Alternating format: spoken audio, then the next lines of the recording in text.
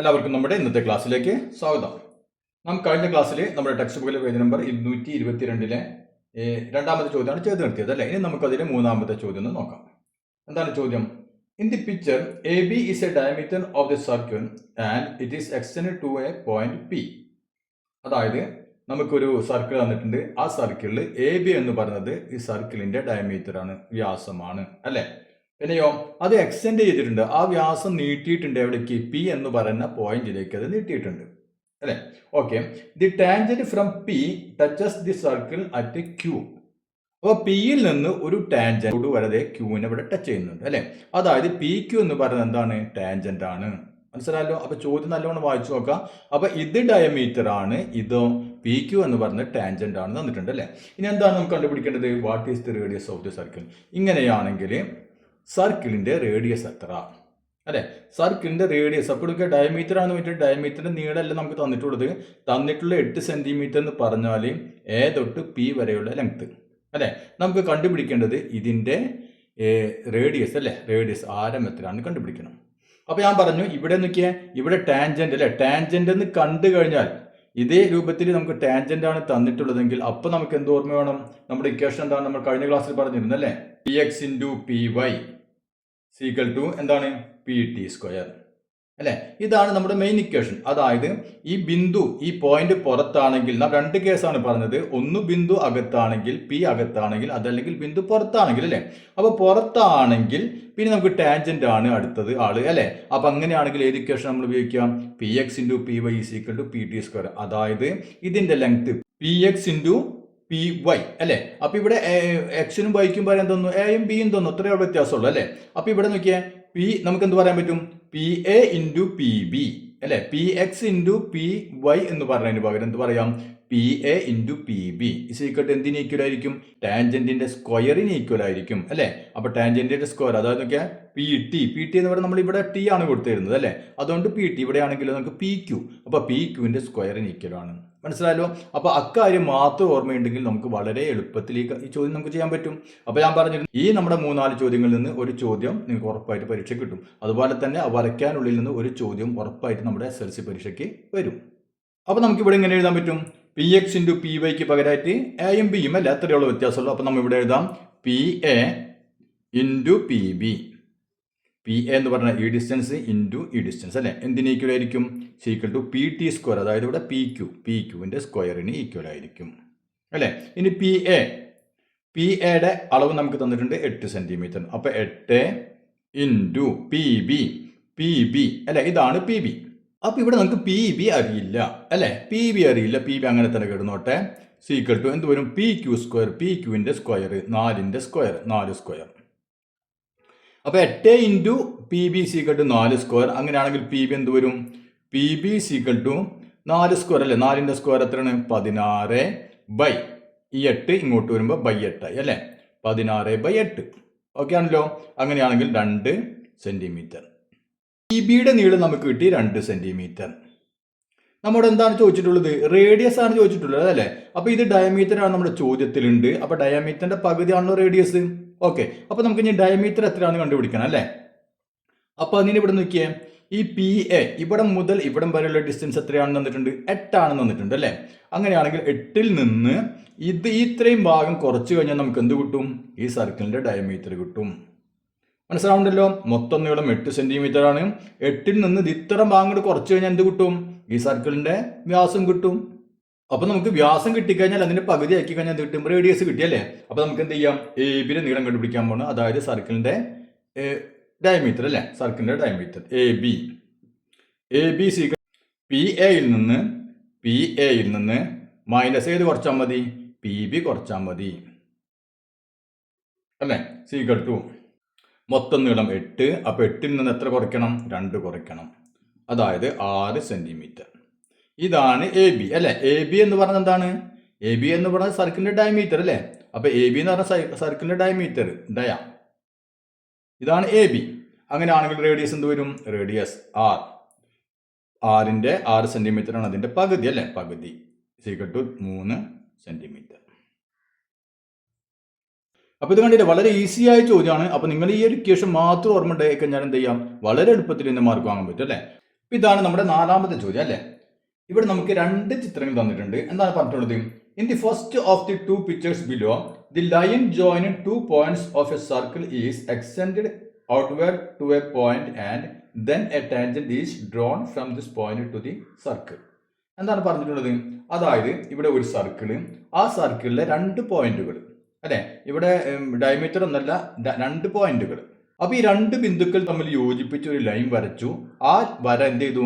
പുറത്തേക്ക് ഒരു പോയിന്റിലേക്ക് ഇങ്ങനെ നീട്ടി അല്ലെ, ഒരു പോയിന്റിലേക്ക് നീട്ടി. ഇനി ആ പോയിന്റിൽ നിന്ന് എ ടാൻജന്റ് ഈസ് ഡ്രോൺ അല്ലെ, ഒരു ടാൻജന്റ് ഇവിടെ നിന്ന് ഒരു ടാൻജന്റ് വരച്ചിട്ടുണ്ട്.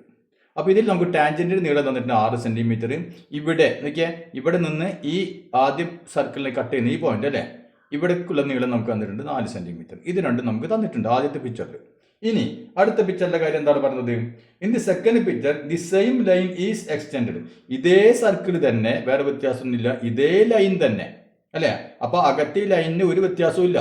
അപ്പൊ ശ്രദ്ധിക്കുക, ഇവിടുത്തെ ലൈൻ എത്രയാണോ ലെങ്ത് അതേ ലൈൻ തന്നെയാണ് ഇത്. അതായത് ഈ പോയിന്റും ഈ പോയിന്റൊക്കെ സെയിം പോയിന്റുകളാണ് അല്ലെ. അപ്പൊ ഇത് ഇങ്ങോട്ട് എക്സ്റ്റെൻഡ് ചെയ്തു, അതിന് പകരം കുറച്ചും കൂടി എക്സ്റ്റെൻഡ് ചെയ്തു. ഇവിടെ 4 സെന്റിമീറ്റർ ആണ് എക്സ്റ്റെൻഡ് ചെയ്തത്, അതിന് പകരം 5 സെന്റിമീറ്റർ പുറത്തേക്ക് എക്സ്റ്റെൻഡ് ചെയ്തു അല്ലെ. എന്നിട്ട് ആ പോയിന്റിൽ നിന്ന് അടുത്തൊരു ടാൻജന്റ് വരച്ചു. അങ്ങനെയാണെങ്കിൽ ഈ ടാൻജന്റിന് നീളം ഇത്ര. ഇതാണ് ചോദ്യം. അപ്പൊ നമുക്കറിയാം പുറത്തെ പോയിന്റ് ആണ് അല്ലെ, പുറത്തെ പോയിന്റ് ആണ്, മാത്രമല്ല ടാൻജന്റ് ആണ് തന്നിട്ടുള്ളത്. ഉടനടി നമുക്ക് എന്ത് എഴുതാം? നമ്മുടെ equation P X into P Y അല്ലെ, P X into P Y is equal to P T square അല്ലെ. അതായത് പി എക്സ് എന്ന് പറഞ്ഞാൽ ഇപ്പൊ നമുക്ക് എന്ത് ചെയ്യാം? എക്സ് എന്നും വൈക്കും വൈന്നും പേര് കൊടുക്കുക അല്ലെ. അപ്പൊ നമുക്ക് ഈ പോയിന്റ് പി, ഈ പോയിന്റ് നമുക്ക് എക്സ് എന്ന് കൊടുത്തു, ഇതിന് നമുക്ക് വൈ എന്ന് കൊടുത്തു. ഈ ടാൻജന്റിന്റെ ഈ പോയിന്റ് നമുക്ക് ടി എന്ന് കൊടുത്തു. അപ്പൊ ഇവിടെ നമുക്ക് എന്ത് ചെയ്യാം? ഈ പോയിന്റിന് പി എന്ന് തന്നെ കൊടുക്കാം. ഓക്കെ, ഈ പോയിന്റ് എക്സ്, ഈ പോയിന്റ് വൈ, ടാൻജന്റ് ചേരുന്ന ഈ പോയിന്റ് ടി. ഇനി ഇവിടെ നോക്കിയേ, നമുക്ക് ഈ ചിത്രത്തിലെ ഈ ടാൻജന്റിന്റെ നീളമാണ് കണ്ടുപിടിക്കേണ്ടത് അല്ലേ. പക്ഷെ ഈ ടാൻജന്റിന്റെ നീളം കണ്ടുപിടിക്കുന്നത് പി ടി കണ്ടുപിടിക്കണമെങ്കിൽ നമുക്ക് നോക്കിയാൽ ഇതിൽ ഈ നീളം അറിയാം, പി എക്സ് അറിയാം, പി വൈ നമ്മൾ കണ്ടുപിടിക്കണം. ഏതിൽ നിന്ന് കണ്ടുപിടിക്കണം? ഇതിൽ നിന്ന് കണ്ടുപിടിക്കണം. അപ്പൊ പി വൈ കിട്ടിക്കഴിഞ്ഞാൽ പി എക്സും അറിയാം, പി വൈയും അറിയാം അല്ലെ. അപ്പൊ നമുക്ക് പി ടി കണ്ടുപിടിക്കാം അല്ലെ. അപ്പൊ ഈ ചിത്രം എന്തിനുള്ളതാണ്? ഈ ചിത്രം നമ്മൾ പി വൈ ഇതിൽ നിന്ന് പി വൈയുടെ നീളം എത്രയാണ് എന്ന് കണ്ടുപിടിക്കണം. അതായത് നമുക്ക് നോക്കിയാൽ ഈ നീളം കിട്ടിക്കഴിഞ്ഞാൽ അല്ലെ, ഈ നീളം കിട്ടിക്കഴിഞ്ഞാൽ നമുക്ക് എന്തുകൊണ്ട് കിട്ടി? പി വൈ കിട്ടി അല്ലെ, ഇതിലത്തെ പി വൈ കിട്ടി. കാരണം അകത്ത് നീളം കിട്ടിയാൽ മതി അല്ലെ. അപ്പൊ ഈ നീളം നമുക്ക് ഇതിൽ നിന്ന് കണ്ടുപിടിക്കണം. അപ്പൊ ഇവിടെ നോക്കിയാൽ നമ്മുടെ equation P X into P Y equal to P T square അല്ലെ, അതിനൊരു മാറ്റവും ഇല്ല. പി എക്സ് എത്രയാണ്? 4. അപ്പൊ 4 ഇൻറ്റു പി വൈ നോക്കിയാൽ പി വൈ നമുക്ക് അറിയില്ലല്ലോ, അറിയില്ല അല്ലെ, ഇത്ര നീളം അറിയുള്ളൂ. അതുകൊണ്ട് നമുക്ക് പി വൈ എന്ന് കൊടുക്കാം. ഈക്വൽ ടു പി ടി അറിയാം അല്ലെ, 6. അപ്പൊ 6 സ്ക്വയർ അല്ലെ. അപ്പൊ 4 into P Y equal to 6 square. അതിൽ നിന്ന് പി വൈ എന്ത് വരും? പി വൈ ഈക്വൽ ടു ഇപ്പോഴത്തെ 6 സ്ക്വയർ, അതായത് 36 ഇൻറ്റു 4 ഇവിടെ വരുമ്പോൾ ബൈ 4 അല്ലെ. 36/4 ഈക്വൽ ടു 9. അതായത് പി വൈ എന്ന് പറഞ്ഞാൽ ഇവിടം മുതൽ ഇവിടം വരെയുള്ള നീളം എത്രയാണ്? 9 സെന്റിമീറ്റർ.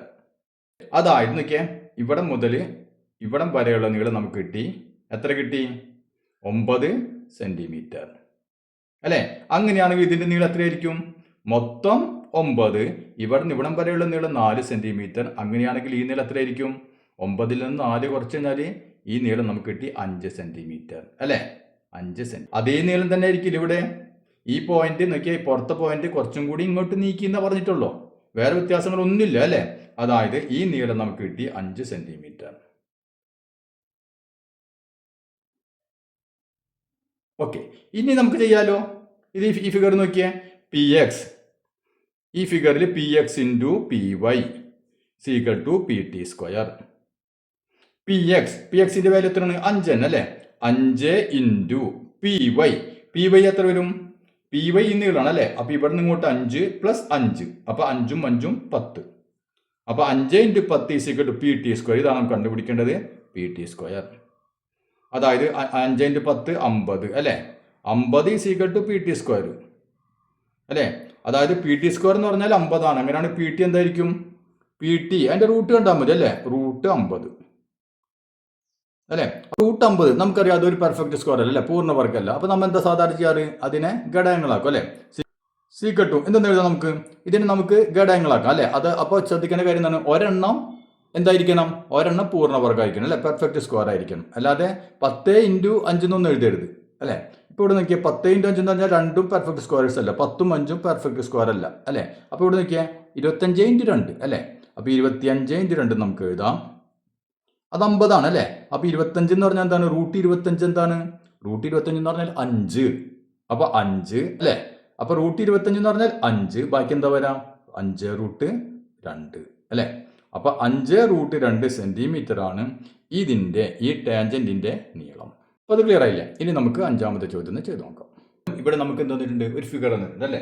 എന്താണ് പറഞ്ഞിട്ടുള്ളത്, in the picture the line joining the points of intersection of 2 circles is drawn and from a point on it one tangent is drawn to each circle. എന്താണ് പറഞ്ഞിട്ടുള്ളത്, അതായത് ഇവിടെ നോക്കിയ 2 സർക്കിളുകൾ അല്ലെ, 2 സർക്കിളുകൾ, ഈ 2 സർക്കിളും തമ്മിൽ കൂട്ടിമുട്ടുന്ന, അതായത് ഇന്റർസെക്ട് ചെയ്യുന്ന ഈ പോയിന്റുകൾ അല്ലെ, ആ പോയിന്റുകൾ തമ്മിൽ കൂട്ടി യോജിപ്പിച്ചിട്ട് എന്ത് ചെയ്തു, അതിലെ ഒരു പോയിന്റ്, അതായത് ആ ലൈൻ ഒന്നും കൂടി നീട്ടിക്കൊടുത്തു. ഇനി അവിടെ നിന്ന് എന്ത് ചെയ്തു, ഈ 2 സർക്കിളിലേക്കും ഓരോ ടാൻജന്റ്, ഓരോ തൊടുവര വരച്ചിട്ടുണ്ട്. അപ്പോൾ ഈ പോയിന്റിൽ നിന്ന് ഇങ്ങോട്ടൊരു തൊടുവര, ഇങ്ങോട്ടൊരു തൊടുവര. ഇതാണ് പറഞ്ഞിട്ടുള്ളത്, prove that the length of these tangents are equal. അതായത് ഈ ടാൻജന്റുകൾക്ക്, ഈ തൊടുവരകൾക്ക് ഒരേ നീളമായിരിക്കും. അപ്പോൾ ഈ നീളവും ഈക്വൽ ആണ് എന്നാണ് നമ്മൾ പ്രൂവ് ചെയ്യേണ്ടത്. ഇവിടെ നോക്കിയാൽ 2 സർക്കിളുകൾ ഉണ്ട് അല്ലേ, 2 സർക്കിൾ. അപ്പോൾ തൽക്കാലം നമുക്ക് ഒരു സർക്കിളിനെ മാറ്റി വെക്കുക, ഒരു സർക്കിളുള്ളൂ എന്ന് വിചാരിക്കുക. ഇപ്പോൾ നമ്മുടെ ചെറിയ സർക്കിളുള്ളൂ എന്ന് വിചാരിക്കുക അല്ലേ. അപ്പോൾ നമുക്ക് നോക്കിയാൽ ഈ സർക്കിൾ, ഇപ്പോൾ ഇത് പി എന്ന് പറഞ്ഞൊരു പോയിന്റ് പി. അങ്ങനെയാണെങ്കിൽ പിയിൽ നിന്ന് ഇതിലേക്ക് ഒരു തൊടുവര, ഒരു ടാൻജന്റ് അല്ലേ. അപ്പോൾ നമുക്ക് അതിന് ടി എന്ന് കൊടുക്കാം, പി ടി. ഓക്കെ, ഒരു ടാൻജന്റ്. ഇനി ഈ സർക്കിളിനെ 2 പോയിന്റുകൾ വെച്ച് കട്ട് ചെയ്യുന്നു അല്ലേ, കട്ട് ചെയ്യുന്നുണ്ട്. അപ്പോൾ അതിന് നമുക്ക് എന്ത് ചെയ്യാം, എക്സ് വൈ എന്ന് കൊടുക്കാം, എക്സ് വൈ. അപ്പോൾ തൽക്കാലം നമ്മൾ ഇതിനെ മാറ്റി വെച്ചിരിക്കുകയാണ്, ചെറിയ സർക്കിൾ മാത്രമേ ഉള്ളൂ. അപ്പോൾ പി എന്ന് പറഞ്ഞ പോയിന്റിൽ നിന്ന് എക്സ് വൈ, ഈ 2 പോയിന്റിലൂടെ കടന്നു പോകുന്ന ഒരു ലൈൻ അല്ലേ. ഓക്കെ, ഇനിയോ ഇത് ഒരു ടാൻജന്റ് പി ടി. അങ്ങനെയാണെങ്കിൽ നമുക്കറിയാം P X into P Y is equal to P T square അല്ലേ, അത് നമുക്കറിയാലോ. ഓക്കെ, അപ്പോൾ നമുക്ക് ആദ്യം നമ്മൾ ചെറിയ സർക്കിളിന്റെ കാര്യം മാത്രമാണ് എടുക്കുന്നത്. അപ്പോൾ നമുക്ക് എഴുതാം സ്മോളർ സർക്കിൾ. അതായത് ചെറിയ സർക്കിളിന്റെ കാര്യം മാത്രമേ പരിഗണിക്കണുള്ളൂ. അതിൽ P X into P Y അല്ലെ, P X into P Y is equal to എന്തായിരിക്കും, പി ടിയുടെ square, P T square. Okay, അത്രേ ഉള്ളൂ. ഇനി നമുക്ക് വലിയ സർക്കിളിന്റെ കാര്യം എടുക്കാം. അപ്പോൾ നമുക്ക് തൽക്കാലം ചെറിയ സർക്കിളിനെ മാറ്റി വെക്കാം. ഓക്കെ, വലിയ സർക്കിൾ നോക്കിയാൽ ഈ വലിയ സർക്കിളിന്റെ ഈ പോയിന്റ് അല്ലേ, ഈ പോയിന്റ് എക്സ് എന്ന് പറഞ്ഞ പോയിന്റ്, ഇവിടെ വൈ എന്ന് പറഞ്ഞ പോയിന്റ്. അപ്പോൾ ഈ പി എന്ന് പറഞ്ഞ ഈ പോയിന്റിൽ നിന്ന് എക്സിനെ കട്ട് ചെയ്യുന്നുണ്ട്, വൈനെയും കട്ട് ചെയ്യുന്നുണ്ട് അല്ലേ. അതായത് ഈ സർക്കിളിലെ 2 പോയിന്റിനെ ഇവിടെ കട്ട് ചെയ്യുന്നുണ്ട്. ഇനി ഇവിടെ നോക്കി ടാൻജന്റ് വരച്ചിട്ടുണ്ടല്ലോ, പി അല്ലേ. ഇപ്പം നമുക്കിവിടെ ടി കൊടുത്തുകൊണ്ട് നമുക്കിവിടെ വേറെ പേര് കൊടുക്കാം, എസ് എന്ന് കൊടുത്തു. ഓക്കെ, എസ് എന്ന് കൊടുത്തു. അങ്ങനെയാണെങ്കിൽ പി എസ് എന്ന് പറഞ്ഞ ഒരു ടാൻജന്റ് ആണല്ലോ. അപ്പോൾ നമ്മൾ പഠിച്ചനുസരിച്ച് നമുക്ക് എന്ത് പറയാം, P X into P Y is equal to P എസിൻ്റെ സ്ക്വയർ അല്ലേ. അപ്പോൾ നമുക്കിവിടെ ലാർജർ സർക്കിൾ, വലിയ സർക്കിളിൻ്റെ കാര്യമാണ് ഇനി പറയുന്നത്. ലാർജർ സർക്കിൾ, വലിയ സർക്കിളിൽ കേട്ടോ, വലിയ സർക്കിളിൽ P X into P Y is equal to ഇതിൻ്റെ ടാൻജന്റ് പി എസിൻ്റെ സ്ക്വയർ. ഓക്കെ, ഇനി നമുക്ക് 2 ഇക്വേഷൻ നോക്കിയാൽ. ആദ്യം നമ്മൾ എഴുതി P X into P Y is equal to P T square. P എക്സും പി വൈയും തമ്മിൽ ഗുണിച്ചു കഴിഞ്ഞാൽ പി ടി സ്ക്വയറിന് ഈക്വൽ ആണ്. പിന്നെ അടുത്തത് നമ്മൾ എഴുതി P X into P Y is equal to P S square അല്ലേ. പി എക്സും പി വൈയും തമ്മിൽ ഗുണിച്ചു കഴിഞ്ഞാൽ പി എസ് സ്ക്വയറിന് ഈക്വൽ ആണ്. അതായത് ഈ 2 ഇക്വേഷൻ്റെയും ലെഫ്റ്റ് സൈഡ് നോക്കിയാൽ P X into P Y അല്ലേ. അപ്പോൾ ഇവിടെയും P X into P Y, അതായത് പി എക്സും ഇതിൻ്റെ പ്രൊഡക്റ്റ് പി ടിക്ക് ഈക്വലാണ്, പി ടി സ്ക്വയറിന് ഈക്വലാണെന്ന് ആദ്യം പറഞ്ഞു. പിന്നെ നമ്മൾ പറയുന്നത് ഇതിൻ്റെ പ്രൊഡക്റ്റ് പി എസ് സ്ക്വയറിനും ഈക്വലാണെന്ന് പറയുന്നു. അങ്ങനെയാണെങ്കിൽ എന്തായിരിക്കും, ഇത് രണ്ടും ഈക്വൽ ആയിരിക്കണം അല്ലേ. അത് ഒരു ഇക്വേഷൻ്റെ ലെഫ്റ്റ് സൈഡ് അല്ലെ, 2 ഇക്വേഷൻ്റെ ലെഫ്റ്റ് സൈഡുകൾ ഈക്വൽ ആയി കഴിഞ്ഞാൽ ഇതും ഈക്വൽ ആണെങ്കിൽ ഇതും ഈക്വൽ ആയിരിക്കണം അല്ലേ. അപ്പോൾ നമുക്ക് എന്ത് എഴുതാം, പി ടി വേണമെങ്കിൽ എഴുതിക്കോ, അല്ലെങ്കിൽ പണി ഇത് നമുക്കാണെങ്കിൽ 1 2 എന്ന് കൊടുത്തോ, ഇക്വേഷൻ നമ്പർ 1 2 എന്ന് കൊടുത്തോ. അപ്പോൾ നമുക്ക് from equation 1 and 2,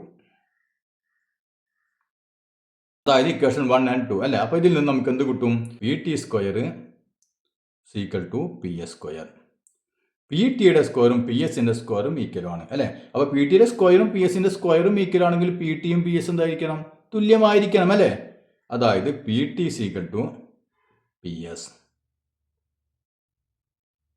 Therefore, PT is equal to PS. അപ്പോൾ നമുക്ക് എന്ത് എഴുതാം? So the length of the tangents R equal. അപ്പോൾ ഞാൻ കഴിഞ്ഞ ക്ലാസ്സിൽ പറഞ്ഞു ഈ ഭാഗത്ത് നിന്ന്, അതായത് ഈ ഇക്വേഷൻ ഉപയോഗിച്ചുകൊണ്ട് ഒരു ചോദ്യം SSLC പരീക്ഷ ഉറപ്പായിട്ട് വരും അല്ലേ. അപ്പോൾ ഇവിടെ ശ്രദ്ധിക്കേണ്ട ഇക്വേഷൻ ഏതൊക്കെയാണ്?